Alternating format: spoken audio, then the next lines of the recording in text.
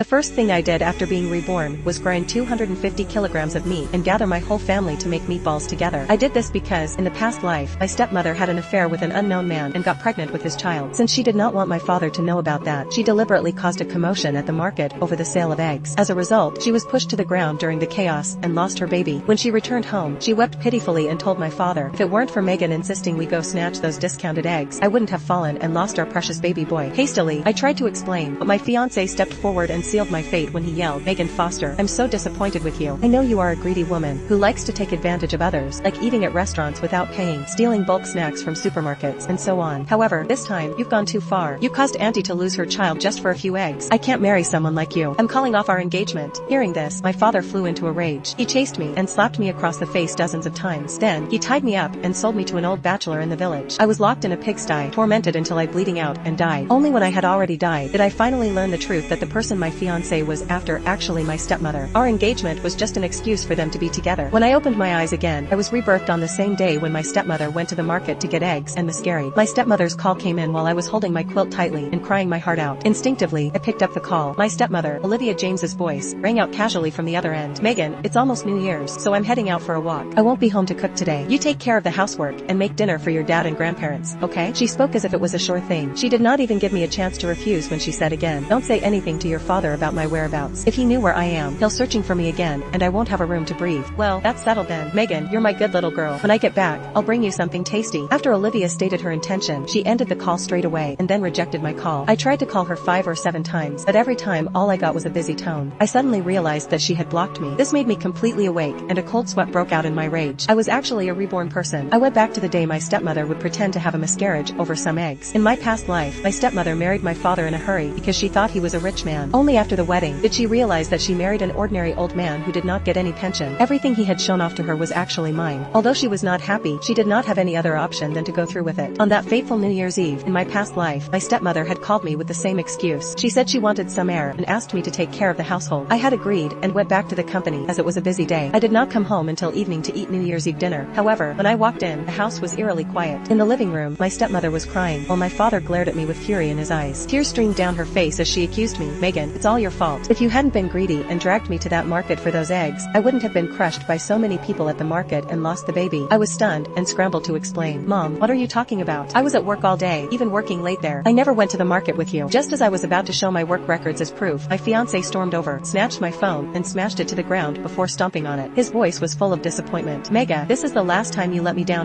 You've always been greedy and shameless, but now you've cost Auntie her child. I won't tolerate you anymore. I'm breaking off our engagement. It was all it took to convince my father. He finished his cigarette, and his furious gaze locked onto me as he roared, you wretched girl, you've doomed our family by killing my son. He yanked my hair and slapped me over a dozen times before tying me up and selling me to an old bachelor in the village. It wasn't until I was tortured to death that I learned the truth that my stepmother and my fiancé, Finn Collin, had been having an affair all along. The baby Olivia lost wasn't even my father's, it was Finn's. The two of them had been careless in their affair and forgot to use protection. Since they were so afraid of being exposed and condemned by many people, they had conspired to frame me. Their scheming was almost admirable, if only it hadn't cost me my life. This time around, I wouldn't let those two scumbags have their way. A cold smirk curled on my lips as I decided not to step outside. Instead, I had 250 kilograms of ground pork delivered straight to our doorstep. As for work, I sent my boss a quick message requesting to work from home during the New Year's holiday. Being a key employee, my boss valued me highly and approved my request without hesitation. With everything settled, I leisurely got out of bed and washed up. When my family and I sat to eat breakfast, the doorbell rang. It was the butcher. He hauled 250 kilograms of minced meat before quickly departing. My father, grandfather, and grandmother all gawked at the sheer amount of meat. They immediately bombarded me with questions. I casually shifted the blame to my boss. The company we collaborate with had trouble settling their accounts by year-end, and my boss was pressing for payments. They decided to settle with goods instead. Since they're in the pork business, my boss just turned this year's bonuses into mincemeat for employees to take home and make meatballs. Grandma was stunned. This much meat? It's got to be at least 250 kilograms of meat. At this rate, it will take a long time to make meatballs. Grandpa sighed. Well, I guess I'm stuck here today. I was planning to meet my old pals for a chess game, but it looks like that's off the table. After sending the butcher away, I turned to my father. Dad, we can't let all this meat go to waste. Grandma and Grandpa have spoken, so you'd better get to work and make meatballs with us. Wash your hands and start working. Grumbling under his breath about how unreliable the company was, Dad rolled up his sleeves and got to work. Within moments of chopping vegetables and herbs, he was sweating heavily from them. On New Year's Eve, while other families were busy putting up decorations and setting off fireworks while adults and children were playing together, ours was working hard and making the meatballs. As the strongest person in the house, my father ended up handling most of the work. He chopped the vegetables and herbs and mixed the mixture. He spent the entire morning working while sweating. By noon, we were all starving, and that's when my father remembered my stepmother, who was supposed to be out shopping. It's already 12:30, and your mother still hasn't come home to cook. What's she doing out there? Feigning innocence, I shrugged. I don't know. I called her 5 or 6 times this morning, but she blocked me. Maybe she's mad at me. Why don't you try calling her, Dad? My father frowned and pulled out his phone to call Olivia. Ring, ring, ring. He had made 3 consecutive calls, but Olivia still did not answer. His face darkened with frustration and anger, and he then turned to ask me, did you argue with your mother? Otherwise, why wouldn't she answer my calls? Megan, you're 25 years old already. How can you still be acting like a child and upsetting your mother? I pouted and pretended to be upset, then pulled out my phone and played back a recorded all. Dad, you're blaming me unfairly again. This time, it's clearly you who made Mom refuse to come home. I played the recording in front of the entire family, and my stepmother's voice rang clearly from my phone. The moment my father heard her say she didn't want him to find her, his expression turned grim. Silently, he lit a cigarette and smoked for a long time with a sullen face before finally calming down. Grandpa and Grandma stepped in to console him, while I took the opportunity to order 4 sets of takeout. Dad, Grandpa, Grandma, since Mom isn't coming home to cook and we're all busy making meatballs, let's just eat some takeout for now. Grandpa and Grandma praised me for being a good child, while my dad remained silent. He felt upset and depressed. This tense atmosphere lasted until the evening. After countless hours, we finally finished making 250 kilograms of meatballs. By then, our hands were so sore they could barely move. My dad stepped out to buy a pack of cigarettes, while Grandpa and Grandma went into the kitchen to start cooking the meatball. I sat on the couch while scrolling through my phone, occasionally glancing up at the night sky with a faint smile. This time, I had stayed home the entire day and never took one step outside. No one could possibly pin my stepmother's miscarriage on me again, or so I thought. Just as I took a sip of water, the front door burst open. My so-called fiancé, Finn, stumbled in. He was supporting my stepmother, Olivia. The moment she saw me, her eyes turned red with rage, and she immediately started screaming at me, Megan, you're truly heartless. I have been nothing but kind to you, but you deliberately caused me to lose my baby. I did not even have a chance to say anything before my fiancé, Finn, chimed in, his voice filled with disappointment. That's right, Megan. I never thought you'd be this cruel. You've really let me down. I can't be engaged to someone like you, so I'm calling off the wedding. I blinked innocently. What are you talking about? Mom, were you really pregnant? Since when? Why didn't I know about this? Olivia's tears fell even harder when she saw me act like this. Don't pretend you don't know. I only told you just last night that I was pregnant. Then this morning, you tricked me into going to the market for discounted eggs because you knew it would be crowded. You made sure I got pushed around until I miscarried. I barely survived in the hospital, and now you're standing here acting clueless and asking me about this, she asked while sobbing. How could you do this, Megan? Women should support each other, but you